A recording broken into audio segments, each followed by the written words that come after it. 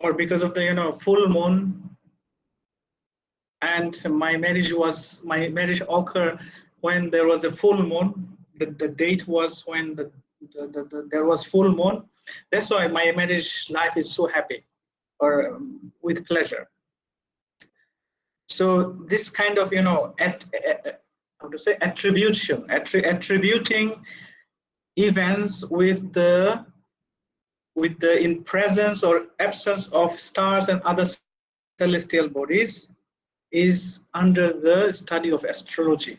So astrology tries to study the influence of these celestial bodies in human life. To make it more easier and more, with example, if you look at Indian subcontinent or India especially, so in India, they do believe in astrology. Even there are advertisements regarding astrology. If you want to have a happy life and good life, tension-free life, then you should, call us, and then we will let you know on which date you should get married, or on which date you should give your child birth. Okay, so something like that.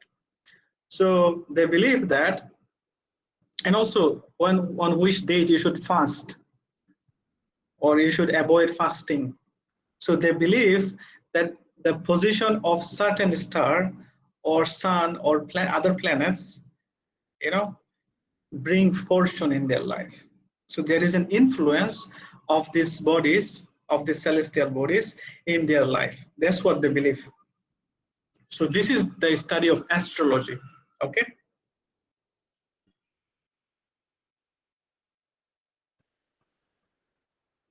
So if you look at this slide, this is a hadith in Bukhari, Sahih Bukhari.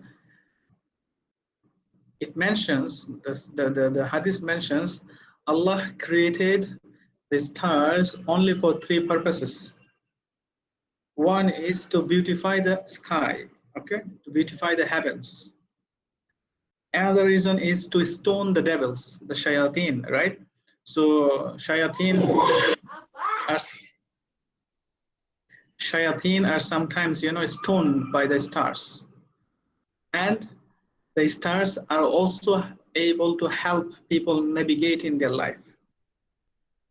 Navigate, I mean to have direction, okay?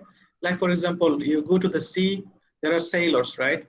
So now we have advancement, like, because of the advancement of technology, we have internet, we have Android phones, right? So we have other technologies that can detect easily the direction.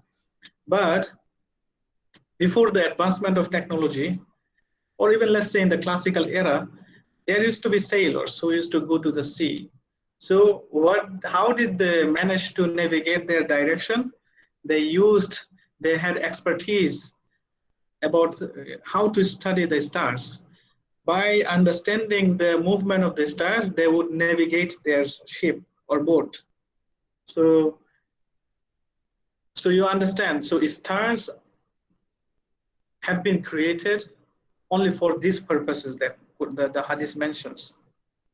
So now, if anybody thinks that because of the presence of this star, something good is going to happen in my life or something bad is going to happen in my life, this is astrology. And this is the part which is impermissible for you to investigate or to do research.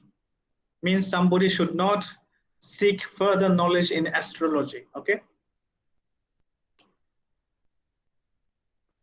So far, so good? Yes. Yes.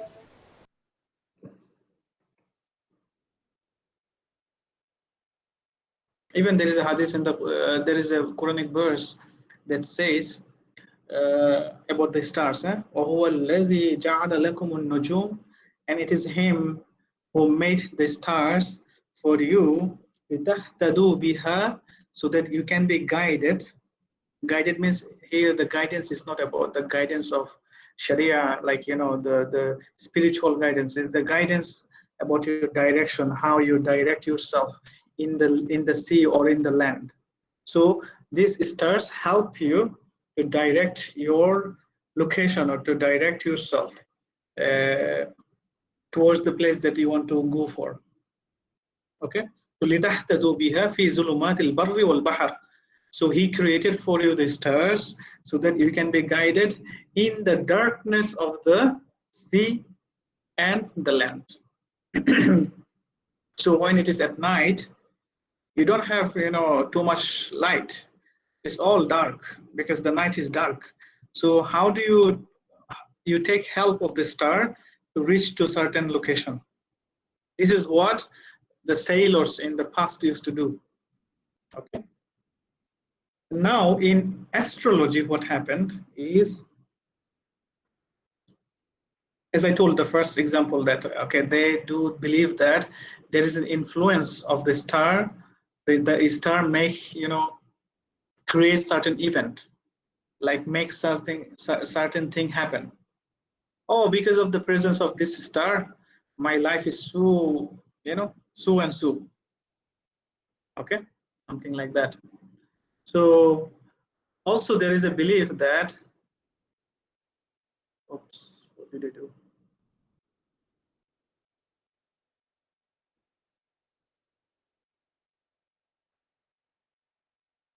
Okay, so also there is a belief that, can you guys hear me? Yes. Yes. Also there is a belief that those who know astrology, or those who study astrology, they know about ilm al-ghaib, so they know about the unseen world. Okay, like for example, as I told that they say, for example, they say because of the presence of this star, okay, like this, if somebody is born in a date where this star A, for example, is present, his life will be miserable.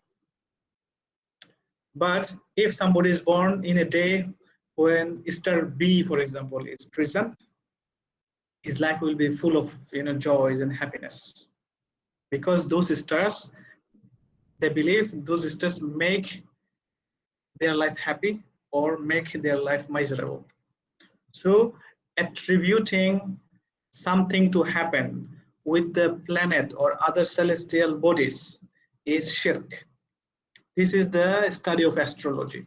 So if somebody goes to seek astrology, the knowledge of astrology, it is impermissible, because here we are associating partnership with Allah, because you know that it is Allah who make things happen, right? Allah says kun fayakun, be and it becomes, right? It's not the star, or it's not the moon or the sun that make things happen. Okay, so it's Allah who makes things happen. Yes, he takes help, or he orders the malaika to do things, right? So here there is a verse of the Quran, and at the bottom says that لا يعلم الغيب إلا الله. لا يعلم, is it the full verse is قل لا يعلم ما في السماوات والأرض إلا الله. Allah is telling Prophet to tell everybody that, O Prophet, say that none in the heavens and the earth knows about ghaib, knows about the unseen, except Allah. Okay, so those who are astrologists and those who want to claim that they know things is a false, right? Okay, so we have to understand.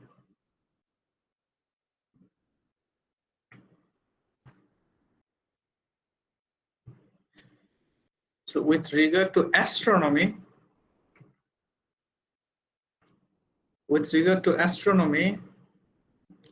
it is about studying the movement and the position of those celestial bodies like star, sun, moon. Okay, so now if you study this astronomy, is it permissible or impermissible?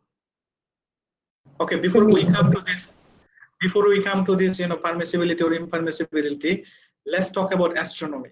Actually, it has two purposes. It can have two purposes. Anything, any knowledge other than Islamic knowledge can have two purposes.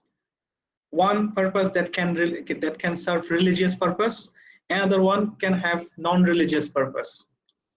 Okay, medicine can have religious purpose, non-religious purpose. Astronomy can have religious purpose, non-religious purpose. Okay, for example, let's say you are a fisherman, you went to the sea, and you have expertise of the, of reading, studying the movement of the, stars and other celestial bodies, but you don't know the direction there.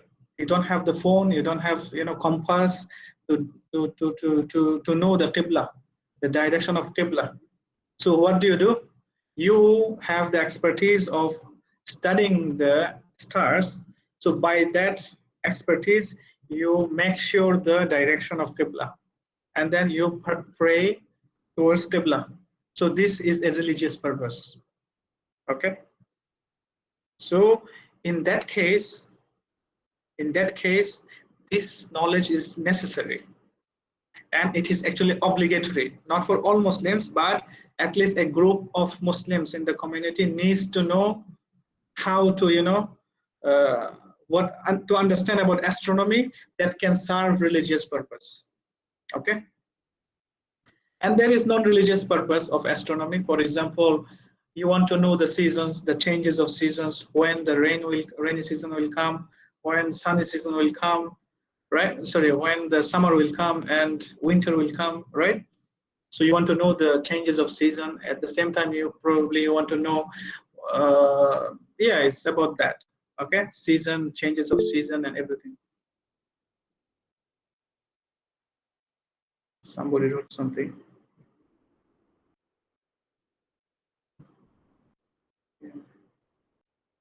Okay, so the authority to admit somebody inside the class is not under me. So I also had to get admitted to the class through the help of your madam. So I don't have, it's not popping in front of my screen to, admit somebody in the class. So probably you can text in the group or text madam to help you. Okay.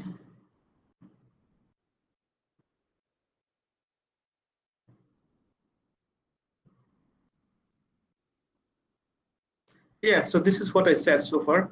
So astronomy has two purposes. One can have religious purpose, the other one may be a non-religious purpose. Okay.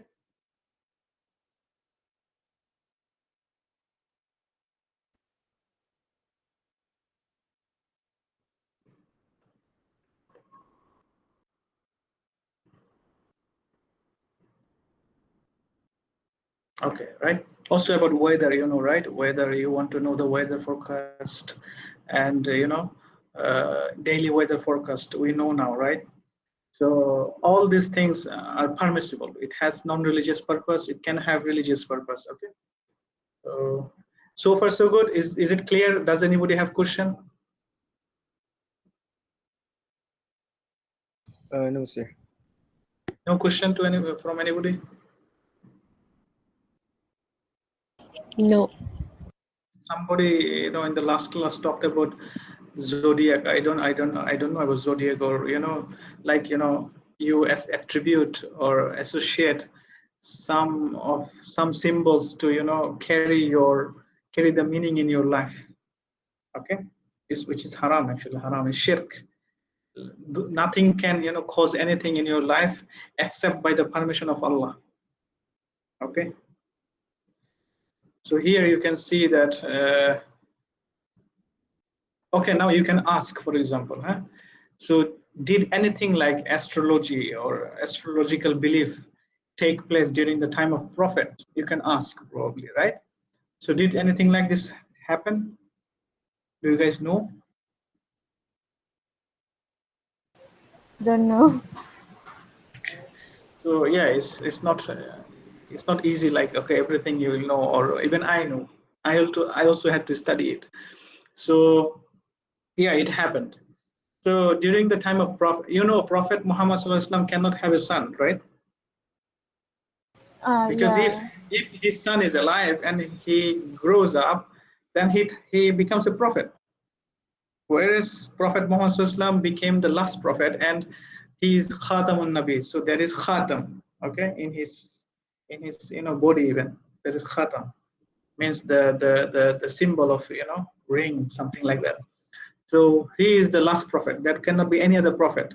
But he had a child, son. But the son didn't live long, because if he lives long, he becomes a prophet. Okay. So what happened then? The son died in the early childhood. Okay. The son died. The day son died, prophet's son died, there was eclipse. You know eclipse? So it's like the obstruction of the sunlight due to the presence of let's say another planet or another celestial body. So it happened. So people started thinking or believing, oh, probably because of son's death, prophet's son's death, eclipse took place or something like this happened. So it came to prophet's knowledge, that prophet got to hear this, and prophet said to people after janazah, prophet said to people, there is no such thing as attributing the presence or absence of sun or other bodies with the death or life of a person. Okay, there is no such thing. Those things do not cause life or death. It's Allah who gives you life, it's Allah who takes your life. Okay, there is no such thing. Okay.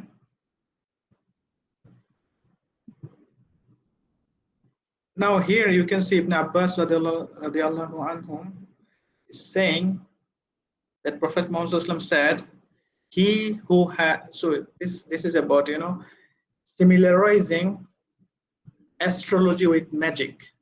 So I think you have learned about magic, that it is one of the prohibited knowledge that somebody can go for, right? For prohibited Yes. knowledge.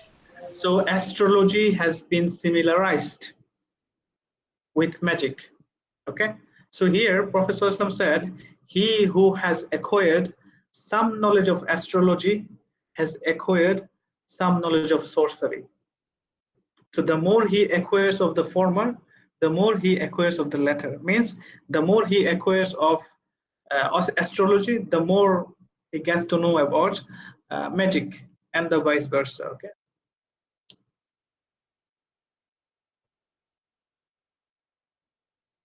So it's forbidden. So you guys know, right? Now let's go to the second segment of our class, which is about classification. Oh my God.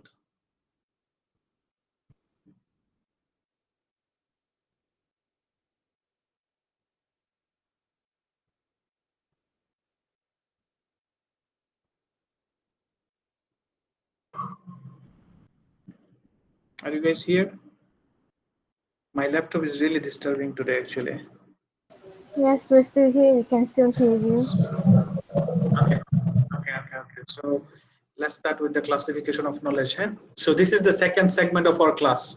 The first segment was about astrology. So we told you about what is astrology and how is it different from astronomy, and which part of the knowledge of uh, the study of movements of positions of celestial bodies is permissible, and which study is not permissible, right? So now let's come to the classification of knowledge, which is given or provided by Al-Ghazali, Imam Al-Ghazali. So do you guys know who he is?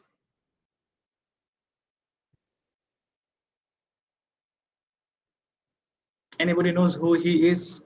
Have you heard him? Have you ever heard of him before? Yes. Who he is, actually? Who can explain? Who is he, actually? Must be a big, big individual, a great individual. He's one of the influential theology scholars in Islam. Yes, theologian. Then he's not only theologian, he's also more. He's a philosopher. Yes, he's a philosopher. What else is he, actually? If you talk about a full package, He is the full package. So what else he actually? What else did he do? He's one of the four major sect. You mean fiqh, under fiqh?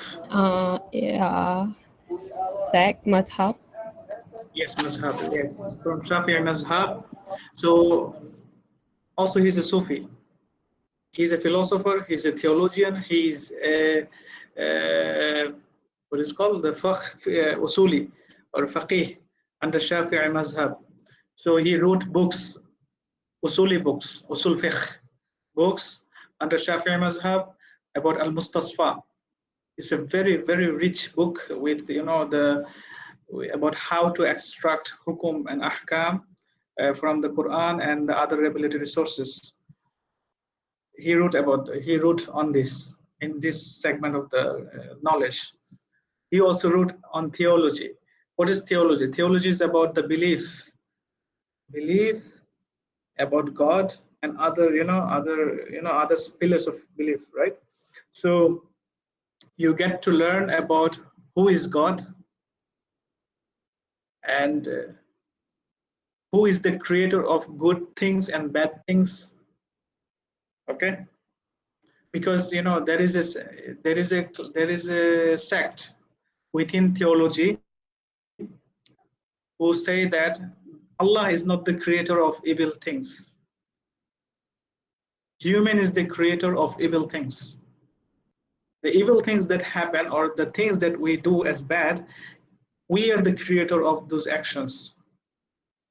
So you get to learn about those things and other sophisticated elements within theology. So he is also a person who wrote in Sufism. Okay. He also wrote in philosophy. He wrote in philosophy. He's called philosopher. At the same time, he is also called somebody who refuted philosophy. Okay, who refuted philosophy, the bad part of philosophy. He wrote a book called Tahafutul Falsafa, means the refutation of philosophy. So this great individual did also have a crisis of faith in his life. So what happened? There is a method in philosophy which is called tashkik, means you doubt everything before you accept. You doubt everything before you accept. So he's a huge individual with depth of knowledge. So for him it is possible to doubt everything before he accepts. Not for us or people with less knowledge who can do this. You cannot doubt the presence or absence of Allah or your creator. You cannot come with the conclusive or constructive probably knowledge to doubt everything. So this person did it, okay, and he did have crisis of faith. Okay, once he had the crisis of faith, he left everything. He left his school, he left his students, he left his family, and then he tried to find himself back. Okay, and he found himself back after he went through this seclusion for a long period. He came up with the books called Ihya Ulumuddin. You heard this name, Ihya Ulumuddin? He also came with the books like Al-Munqiz min ad-Dalal. So what is the meaning? Ihya Ulumuddin means the revival of sciences of religion. See, so after his crisis of faith, he came with books that will help, revive the faith.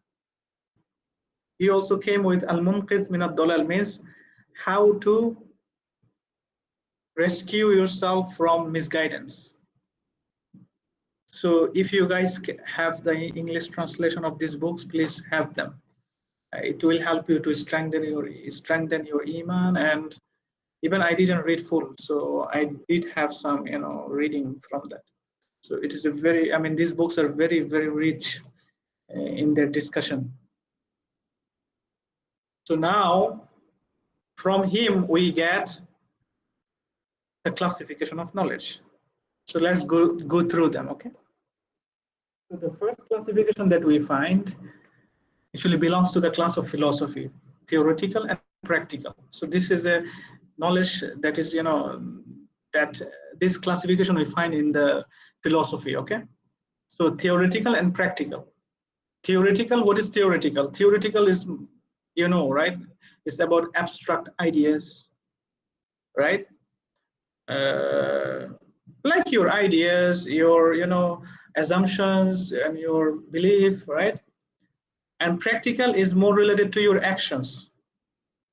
Okay, so just to give you an example of the theoretical knowledge within philosophy, I want to just mention an example here.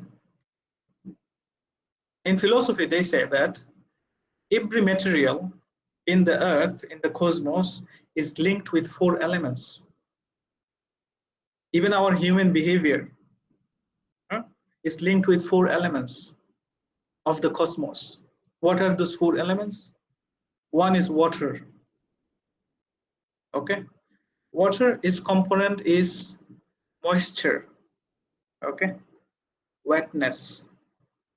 Earth or soil is component is dryness. For the fire, the third one is element is heat.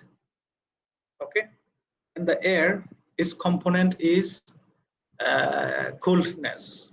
Okay, and now because of the presence of these 4 elements in the earth, in the cosmos, we see differences in our behavior. Understood? We get angry, so there is a heat in our body that we can sense, we can feel, right? With the anger, we can feel the heat. So similarly, others have a direct influence in your behavior. So this is a theoretical knowledge that we find from philosophy. So what is the practical knowledge? Practical knowledge is more related to your action, right? How to be the best person, or how to find happiness both in this life and hereafter. So in order to find happiness in this life and hereafter, you have to come up with actions, right? That takes you either to heaven or hell.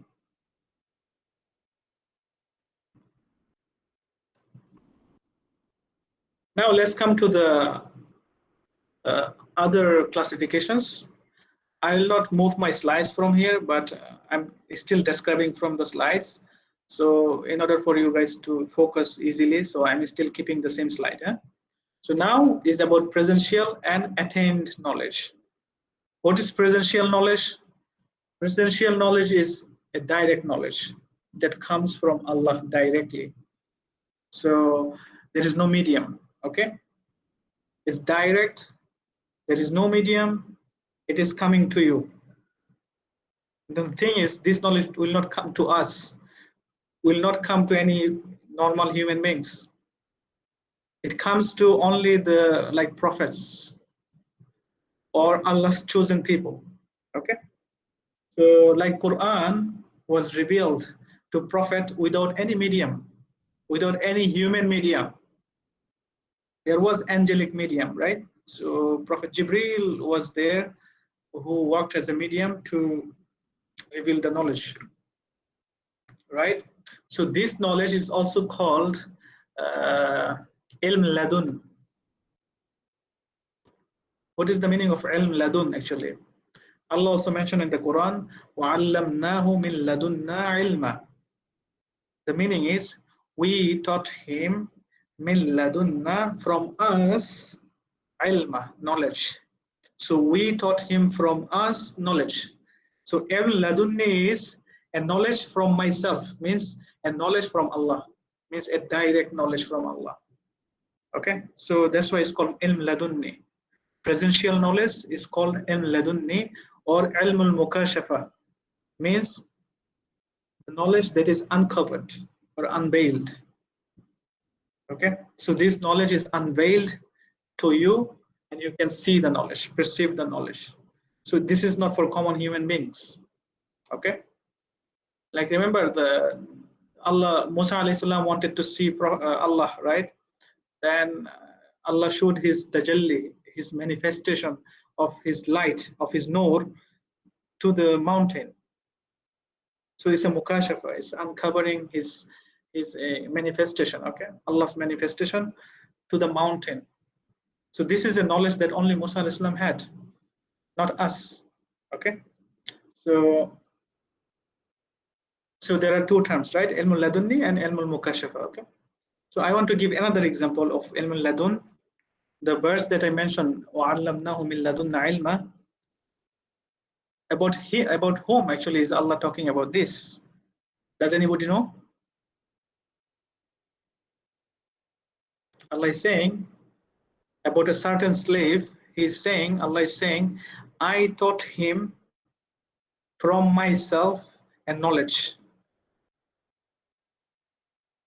Nabi Adam. Who? Nabi Adam.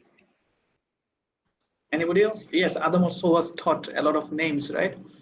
وَعَلَّمَ آدَمَ الْأَسْمَاءَ, right? So Allah taught Adam a lot of names of everything. That's why we know what is the sky, what is heaven, or what is what, right? We know because Allah taught Adam. There is a slave, a chosen slave of Allah called Khidir alayhi salam. Have anybody heard? Oh yeah, I heard about it. Oh yes. yes. This verse is about Khidir alayhi salam, which is saying Allah taught him knowledge which he didn't give to many other people, many other prophets even. So during his time there was Prophet Musa alayhi salam. Even Prophet Musa alayhi salam didn't have knowledge that Khidir alayhi salam had. But you have to remember, Musa alayhi salam is one of the 5 biggest prophets. Okay, even he didn't have this knowledge that Khidir alayhi salam had. And it is told that Khidir alayhi salam was not a prophet. Okay, he's one of the abd of Allah, closest servant or slave of Allah.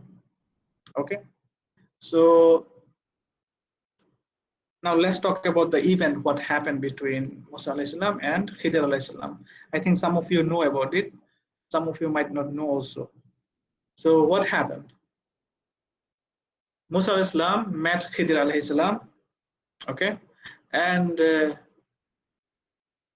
Musa alayhi salam wanted to learn from Khidir alayhi salam some knowledge, because he knows that Allah gave Khidir alayhi salam some special knowledge. So they went on a journey, but Khidir alayhi salam warned Musa alayhi salam that you will not be able to be patient with me. But then Musa alayhi salam said, let me go with you and let's see if I can be patient. I'm just giving you the understanding. It's not the whole translation of the verses, okay? So what happened? The first thing, what Khidir alayhi salam did is he made a hole in the boat. The fishermen, they go to the sea to catch fish with the boat. So he made a hole in the boat. Musa alayhi salam was angry and said, you know what? Musa alayhi salam was one of the prophets who had his anger to the highest level, So he was a prophet with anger. So Musa alayhi salam got angry and said, how come you make a hole to the boat of the fishermen who will go for catching fish to earn their own livelihood, right? Then Khidir alayhi salam replied to him, I told you that you will not be patient, or you will not be able to bear your patience with me.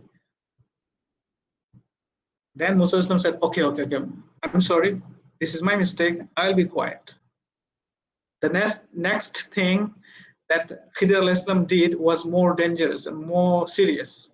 He killed a boy, a child. Khidir alayhi salam killed a child. So which is more dangerous, right? More disturbing.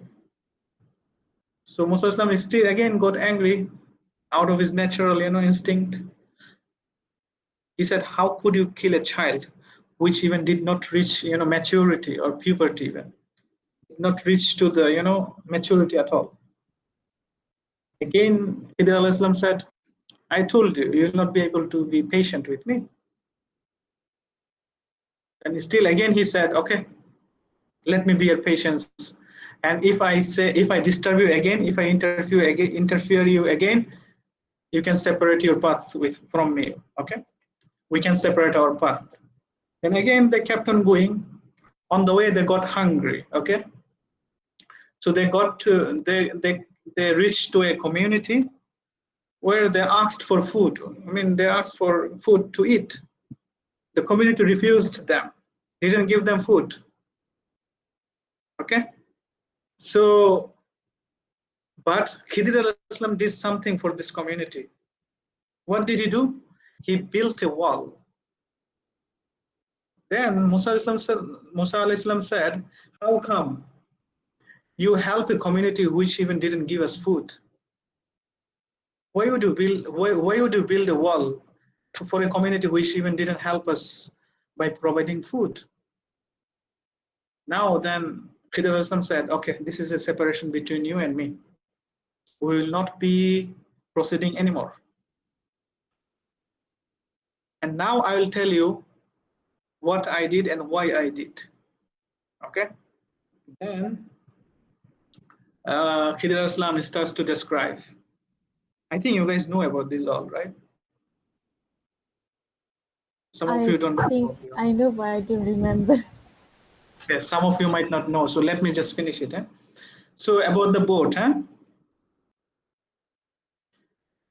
he said, Khidir al-Islam said, this boat belongs to poor people who go for fishing.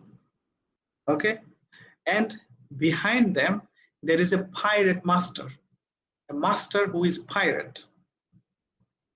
Understood? So there are a lot of pirates. The pirates have their own leader, right?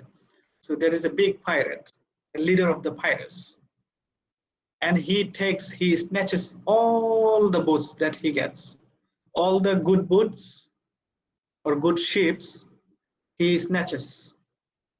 So I made a hole in the boat so that these pirates do not take or do not snatch this boat, because it belongs to the poor people. Even though I made a hole, this hole can be repaired and can be still used. But if it is taken by the pirate or their masters, then they will not have any advantage or benefit out of, afterwards, right? That's why I made the hole. The first answer. About the boy, okay? Now, then why did you kill a boy? Then Khidir al-Islam said, I killed the boy because his parents are very pious. But once he grows up, this child grows up, he will force them to kufr. He will force his parents to kufr. He will make them disobedient to Allah. And that's why I killed the child. Okay, this is the second. The third one, about the wall. Yes, I went to the community and they didn't give us food, true. But I built the wall because under the wall, in the soil, under the soil, there is treasure of two yatim. And their parents were good people. So I made this wall, I built this wall so that their treasure can be protected, so that nobody can touch their treasures. Once they become matured, once they grow up, once they become old, they can retrieve their treasures. That's why I built the wall. Okay? And then he said, Khidir al-Islam said, I did not do anything of it, any of the action, without the permission of Allah. I did not do anything except with the permission of Allah. Means Allah was ordering him actually. Allah was telling him, you do this. Okay, you do these things. Only because of that he did. Okay. Now my question to you. Why would Allah allow a child to be killed?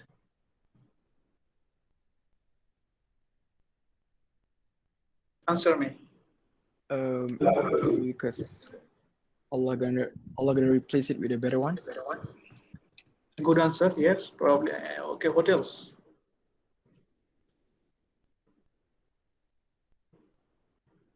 But somehow, under what logic does it come to your mind that a child should be killed? Because the child will lead to the parents being a kufur. But you don't know that, right? It's Allah who is telling you about this. Because Allah has the knowledge of what will happen in the future.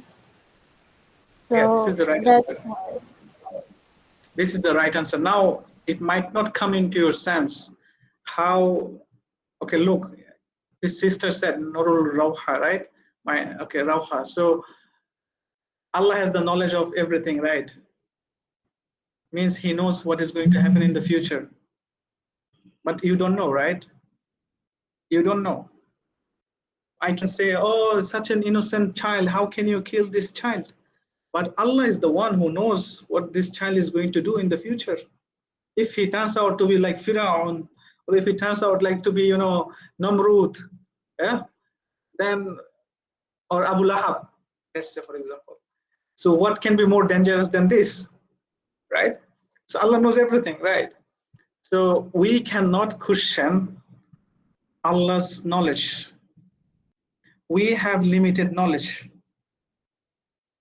And with our limited capacity of our intellect, we cannot ask an authority who has unlimited knowledge. Okay? He has the knowledge of everything, what is going to happen, right? That's why he can do something that we cannot perceive many of the times. And sometimes we can perceive, right? For example, something happened to you today, which you think is bad. Oh, it happened to me. Oh, my life is so miserable today. But down the line, after 5 years, you tell yourself, oh, what happened today, what happened 5 years ago in this day was the best thing that happened.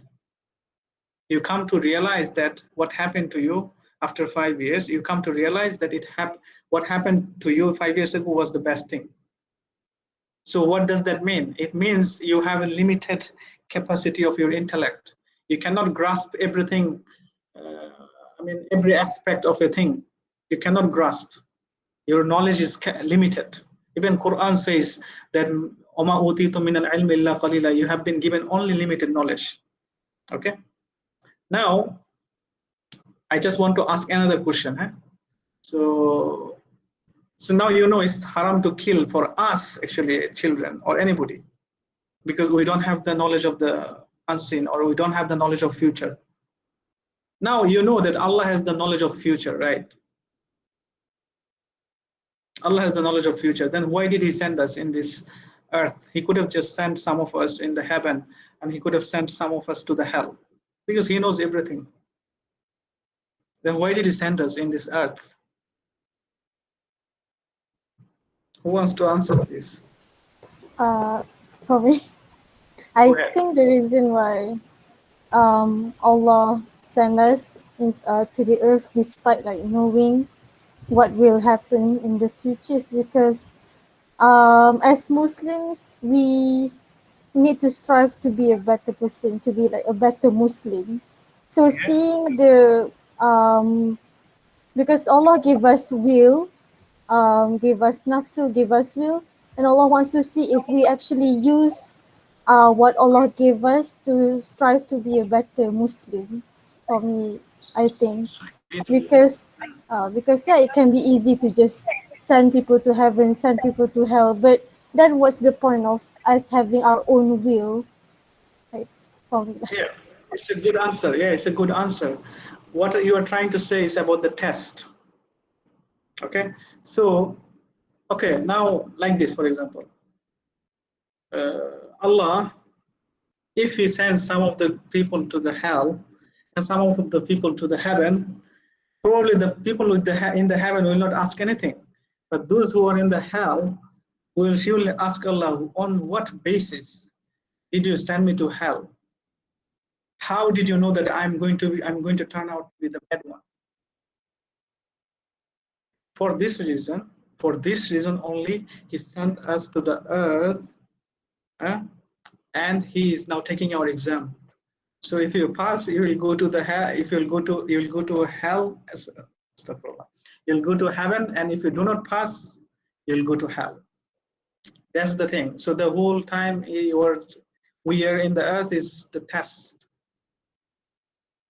And now you can ask, did you volunteer to be in this earth? Yes, you did volunteer. You can ask me how did I volunteer? I don't know anything about it. You did volunteer to come to the earth as a human. Oh, sorry, Ustad. How? I just want to ask, like, about the volunteer thing. Is it true that we have choices to choose between to be an angel or human? No, it's not that. Because Allah will create human. Allah will create human. He already told, right? So he will create human. He told the malaika, right? Inni ja'ilun fil ardi khalifa. I will make a representative of me in the earth, and those representatives will be from humans, right? But there was the realm of spirit, the world of spirit. Okay, in the world of spirit, he did ask everyone, Alastu bi rabbikum? Am I not your Lord? All of us said, yes, yes, yes, you are our Lord. Okay. So when he is our Lord, the word Rob, it requires certain action from the slaves. Means it requires you to do what he tells you, because you accepted him as your Lord. Okay. So if you do not do that, if you do not do what you were sent for, he is going to ask you questions. Now, about volunteering, that we volunteer to be in this earth, there is a verse in the Quran that says, Inna aradna al-amanata lis-samawati wal-ardi. The verse is like this, okay? Is saying, we offered the trust or the responsibility to the skies, to the heavens, to the earth, also to the mountains. They all objected. They all, refused to take this responsibility. Okay. So who took this responsibility voluntarily? Is the human. Now you can say, how come we don't know anything about it? We don't realize anything, even we do not recall anything of it, right? It's been wiped. Alastu bi rabbikum, am I not your Lord? All of us said yes, but where is this knowledge? It doesn't come to our brain. We do not recall of it, right? Of this event. So it has been wiped out. But it has been mentioned in your answer sheet. The answer sheet is the Quran, where it has been mentioned that we did encounter this event and we did witness to Allah that He is our Lord, and we did also volunteer to be in this earth. Okay, so this is about the some subtle information about presential knowledge. Now let's go to another classification, which is the religious knowledge and intellectual knowledge, okay? Or religious sciences and intellectual sciences.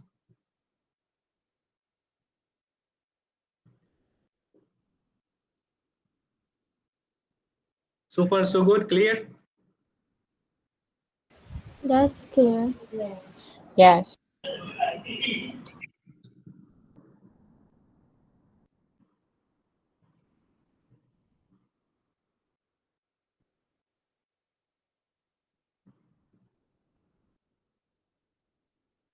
Okay, religious sciences.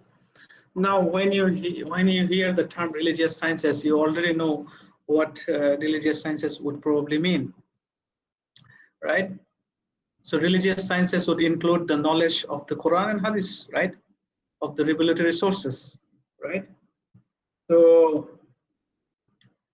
in order to understand Quran and Hadith,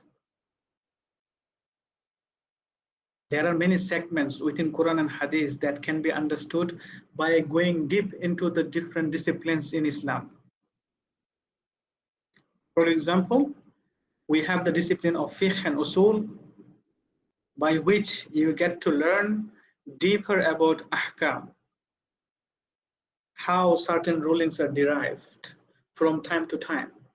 Okay? Why is salat wajib? Why is salat sometimes not wajib? Why is salat sometimes haram? So this ahkam you derive from the discipline of fiqh and usul. Okay? And then we have, I already mentioned about these things, I guess, a bit ago, but I'm just repeating again. So we have theology, where you get to know who is Allah. Okay? And the concept like justice, the concept like good and bad. Okay? You get to understand about these things in theology. Or is Quran created or not created? Something like this. Okay? Or the day of judgment. You get to understand about these things from theology. So there are two sects in theology, Mu'tazila and Ash'ari. So those who are Shafi'i, those who are Hanafi, those who are Maliki or Hanbali, not Hanbali, I guess, Maliki. So they belong to the class of Ash'ari. Okay, and there is this Mu'tazila. Okay, so if you want to know more complicated issues in theology or in Islam regarding belief, you should study theology, Ilmul Kalam. So, and then we have Sufism. What does Sufism study? Sufism study your heart. Okay. Ilmun Nafs. Okay. Tazkiyatun Nafs. The purification of the soul. How do you attain purification of your soul? There are several states of soul, right? An-nafs al-ammara bis-su, an-nafs al-lawwama, an-nafs al-mutma'inna, right? So there are several states of soul. Part of our soul, we can be in many different segments of the soul. At times, our soul is ammara bis-su. It just commands evil and evil and evil, and we always do evil. Okay, there is another state of the soul that, you know, that tells you to blame yourself because of the bad action that you.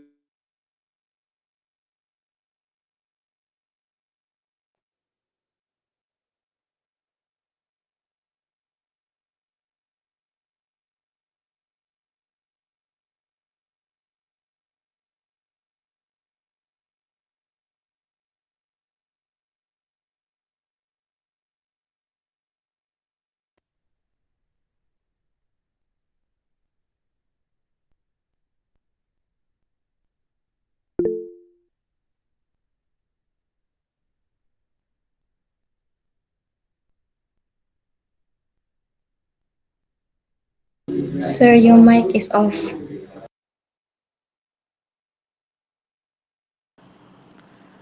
I have now issue with my laptop, so I will continue with my phone.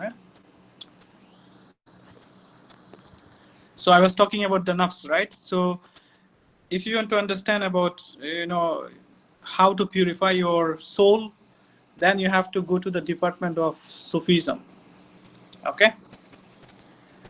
And then what else? Ethics. So ethics is a new field, actually. It's a new field of discipline, Islamic ethics. If you understand, okay, you know the attributes of Allah, right? Ar-Rahman, Ar-Rahim, Al-Adil, right? So you know a lot of names. Just, kind, most merciful, right? These are moral values. These are actually moral terms. Okay? So if you want to understand about ethics or moral values, then you should study Islamic ethics. Okay? So these are the disciplines within Islam, within religious sciences. Okay? So there is a direct relation of revelatory sources on these disciplines. Okay? And now there is religious science, and there is another one which is intellectual science. It does not mean that religious science is not intellectual at all. So the difference is In the intellectual science, there is only influence of your intellect or your rational process, thought process. That's why it's called intellectual sciences, like mathematics or like medicine, okay, like astronomy. But can we integrate Islamic perspective or Islamic approach to religious science, to intellectual science? Yes. That's why, you know, there is bioethics, Islamic bioethics. Your madam did her master's thesis in Islamic bioethics. I did my master's thesis in Islamic bioethics. Even I presented in Oxford. So we try to, you know, integrate Islamic approach to the intellectual sciences. So also there is many other, you know, many other disciplines that fall only within the mundane, you know, intellectual sciences. So which can be also integrated with Islamic approach, okay? And now Imam Ghazali is saying here that there is no contradiction between revelatory sources and intellect. Both are complementary to each other, okay? Your intellect will perceive that revelation is necessary, okay? And also your revelation will tell you to use your intellect. That's why in many places in the Quran you find Quran is saying, "Afala ta'qilun," do not you understand? Don't you want to ponder? Don't you want to think? Right? Quran is telling you to, forcing you to use your intellect. But is intellect alone enough for you to live? No. You need the revelation for sure. If you do, even if you don't have intellect, it's okay to live if you have the revelation. But if you do not have revelation, your intellect will not alone be enough to save you. That's why we have a lot of Christians and then Jewish, right, and atheists who are very intellectual, actually, who use their rational thoughts very well compared to Muslims. But they do not have this, you know, revelation, right? So intellect itself is not enough. Okay, so this is what Al-Ghazali also talks about, the difference between revelation and intellect, and either there is contradiction between revelation and our intellect, our aql. So now let's come to the third. I don't think you can see it in the slide, but I can still mention it. The third classification, which is for the ayn and for the kifaya, right? Is my time still available? I don't know. I'll finish very quick now. So farda ayn is something, an obligation that is compulsory for all Muslims, except the children, except the insane people. Like salat, saum, hajj, zakat, okay? It's compulsory for all of us. Talabul ilmi farida ala kulli muslim, right? So this is the hadith. So seeking knowledge is, there are some knowledge that are related to farda ayn that everybody must have to know, okay? And there is certain knowledge or action that is not compulsory for every Muslim, but if a community of Muslims knows about this knowledge or performs the action, is enough, okay? Like knowledge of astronomy, knowledge of medicine. Let's just imagine that nobody knows about medicine, the knowledge of medicine. No Muslim. So who will actually treat the female, let's say female patients? Who will treat the male patients? Right? So there has to be a people who have the knowledge of medicine. At least a group of people. Okay? It's for the kifaya. And if there is nobody to learn this knowledge, everybody will be sinful. Like the Salatul Janaza, this is an action. This is action, that one was knowledge. Okay, so this is for the kifaya. If a group of Muslims performs Salatul Janaza, everybody is okay. I mean, nobody will be responsible. But if nobody prays Salat al-Janaza, everyone in the community will be sinful. So that's the difference between Fard Ain and Fard Kifaya. So I hope you guys got the clarification. If you guys do have any questions, did not understand anything, you can ask me. I think I end my class with this lah. So you guys can ask me anything if you want to.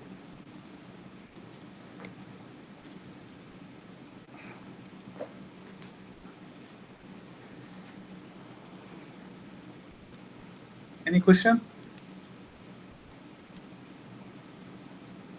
Thank you very much, Ustaz, for your lectures. And we all really appreciate that you can deliver. I learned a lot from you as well, Ustaz. And again, thank you, a really deep thank you from my side and from all of the my students here.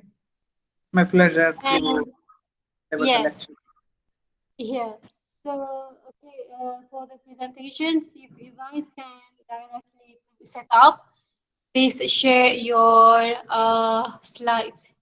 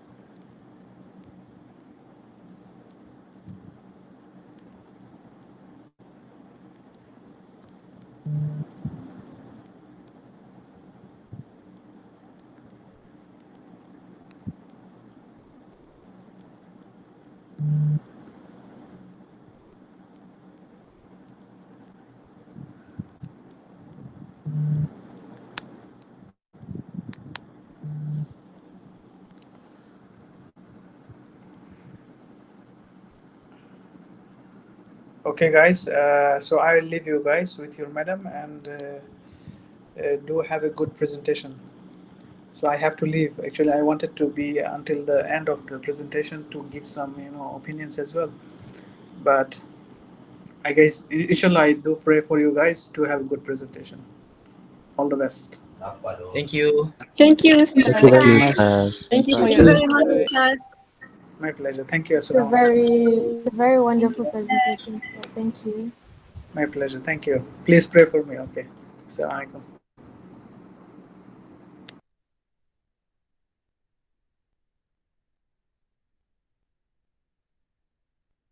Okay, groups.